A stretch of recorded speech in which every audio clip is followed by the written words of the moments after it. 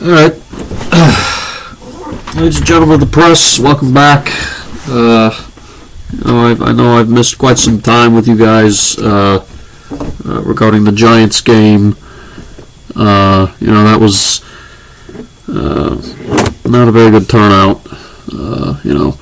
Allowing 300 yards in the first half. That's completely unacceptable. I know it's the preseason and all, but these rookies trying to make a name for themselves, and for them to come out here and just perform like that, not very good, not very promising for their first game. So, okay, all right, I'll take your questions regarding the Giants game and just any other general questions you have for me. So, go right ahead. Jim, just your overall thoughts on the Giants game. The Giants game, like I said, not quite what I was expecting. We I honestly think, I think we had it. But we just allowed a little bit more than what the other team did, and that ultimately cost us in the end. It wasn't as bad as I thought it was going to be, but it definitely, it was just the first game of the preseason. We're still developing as a team, so I'm not too worried. I mean, it's definitely an eye opener to give up 267 yards in the first half, so it's definitely something to look out for. Hopefully, something we can fix tomorrow night against Carolina. So, other than that, it's whatever. So. All right, Jim. Just wanted your overall thoughts on Jordan Humphrey and how he's progressed through training camp. I think Little Jordan. Little Jordan's done as much as he can. He's a big-bodied receiver. He can he's not a polished route runner or anything, but I think he can run enough routes and use his body to at least get some separation, just a little bit, enough for him to open up his catch radius and catch the ball. So I think Little Jordan is honestly a good asset for this team. I like his play style. I watched his highlights when he played for, I think, New Orleans, was it? But yeah, I like his play style. I like his size. He's got very good hands. He's still a developing kid. But I've loved Little Jordan ever since he got in the league. So he's a good player. I really like Little Jordan. Well, my question for you was about Jaron Mills. Jaron Mills. Are you confident in his ability to be the more corner? And if not, then who you project to be in the more corner? I don't know. Jalen's kind of Jalen reminds me of that one kid who in middle school was the guy that got bullied, and then every time he made one play, he got hyped. The reason why he got bullied is because everyone knew he sucked.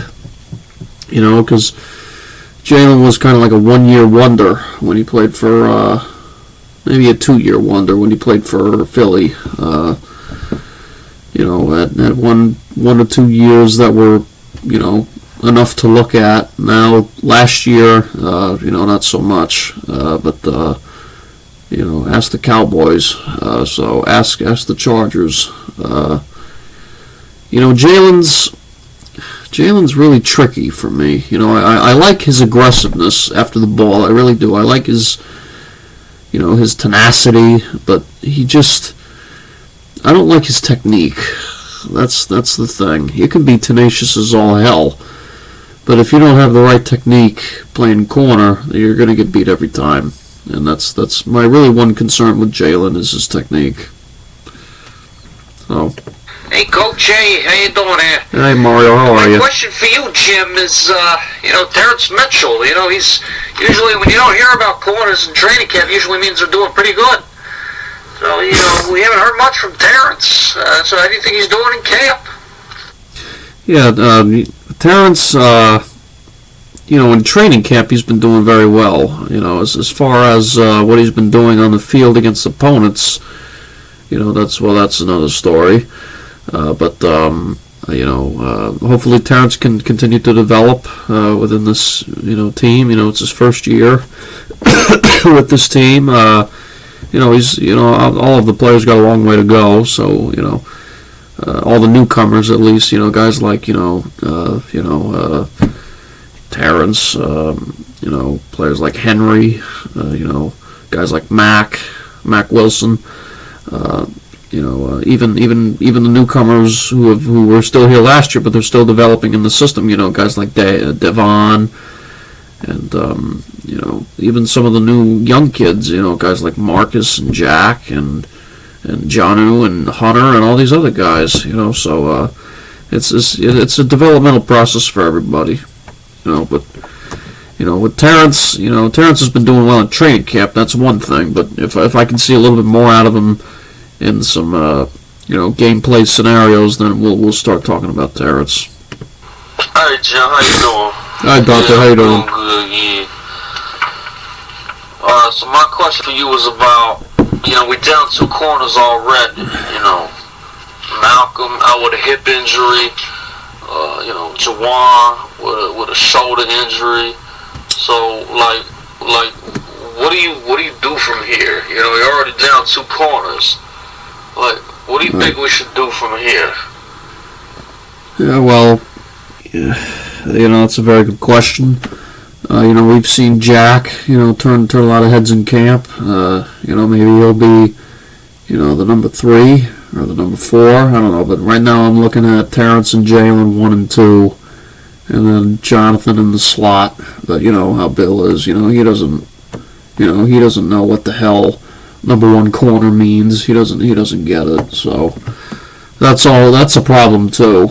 Usually the number 1 corner guards the X receiver. That's usually how it works. Okay. And then the number 2 corner usually guards the Z receiver, and then the number 3 usually guards the slot receiver. Okay, that's usually how this works. Okay, just so we can understand that. But Jawan, with his shoulder. I mean, Jawan. I'm sorry, but Jawan's kind of like the N'Keal Harry of corners. A 2nd round pick out of Vanderbilt. Vanderbilt's a good school. A 2nd round. Physical as all hell when he was in college, and then he comes to the league and he just can't do anything. So, Jawan, I don't really, I don't know what to say about Jawan. But with Malcolm, that was surprising. Malcolm with a hip injury, because Malcolm was doing very, very well in training camp. Was actually doing very well in a few reps that he had at the Giants game. That was my one hope. I thought Malcolm was going to be the number 2 corner. But, with a season-ending hip injury, so much for that. But he's on a 2-year deal, so, that doesn't kill all hope. But it would have been nice to have him this year, but, things happen. So as far as who we're going to put in to sub out for Jawan and Malcolm, I have no clue. I don't know. So we'll figure that out when it comes. Other than that, I don't know. Coach, what have you seen from Mac Jones so far, and how do you think he has transitioned from 1st year to 2nd year? Yeah, Mac's done a tremendous job for us. His IQ has really skyrocketed. His accuracy is still, up there.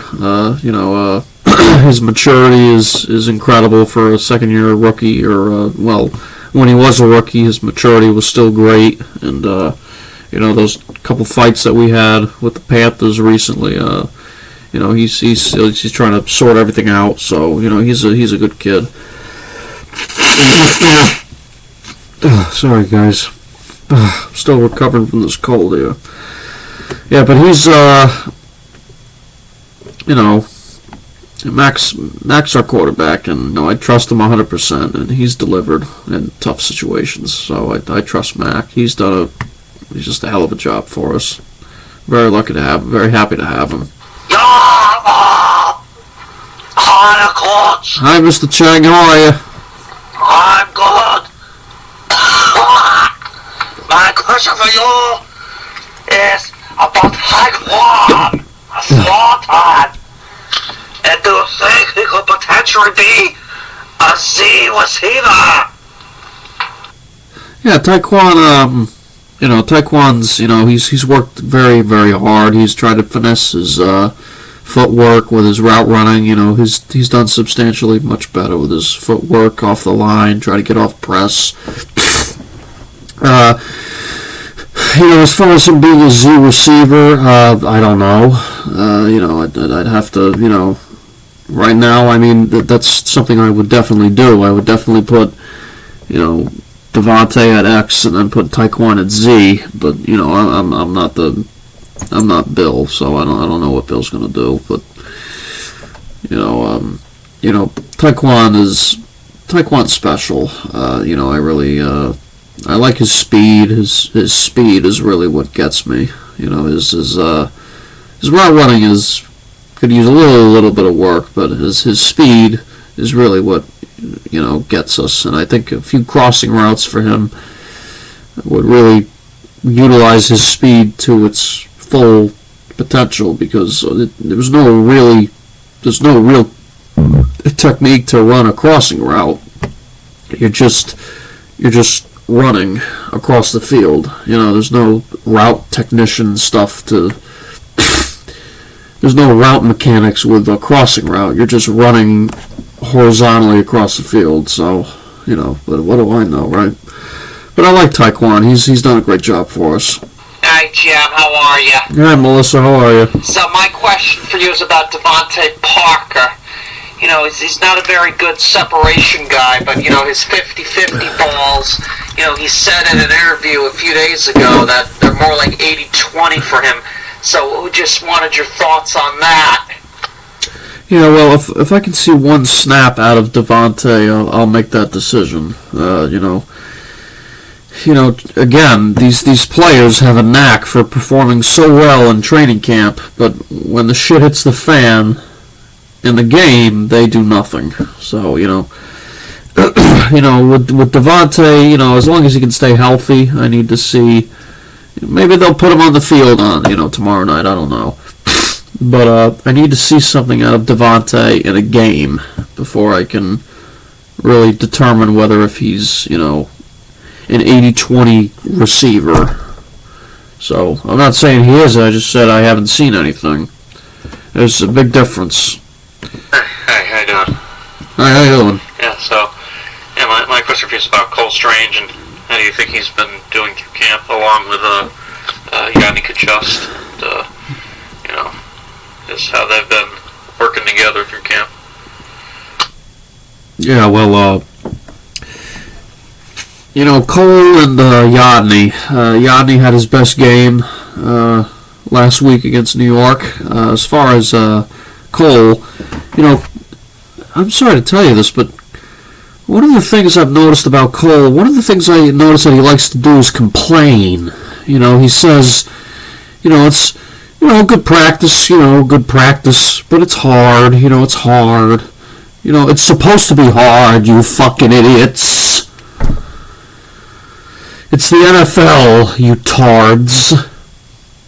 So when Cole says, it's a good practice, it's hard, but it's a good practice. Well, welcome to the big leagues, kid. It's supposed to be hard. If it's not hard, you're not in the right spot. If it's not hard, you're not trying hard enough. Alright, but Yanni had his best game.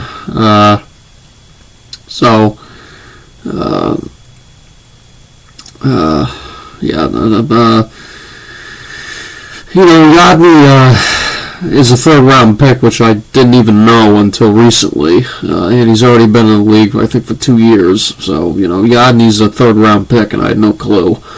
Actually did pretty well against Kayvon Thibodeau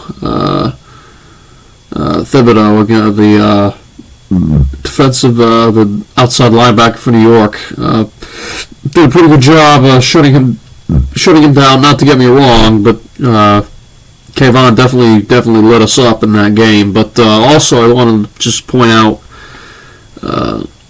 Sam Roberts actually dominated against Evan Neal, the 5th round pick, or the 5th overall pick from Alabama that New York took as well. And I'm going to get to Sam in a second. So, as far as Yodny's concerned, Yodny's really done his best to keep his health up. He's, I trust him with his, development over the years, with his durability as well. He's, obviously worked extremely hard to, get his technique up. I'm really happy for Yodny that he's really improving. So that's good to hear. All right, Joe. Just one more question. Thanks, Dante. Gonna be the last one for now, y'all. Mac Wilson, he's flying around on the last game. Tackles, immediate tackles, minimal gains, you know what I mean? So, what you think of Mac Wilson? And also, what you think of Jabril Peppers along with Sam Roberts? Yeah. And Devon Gottschall get a $20 million deal. That's crazy. I was not expecting Devon to get a $20 million deal. That's crazy.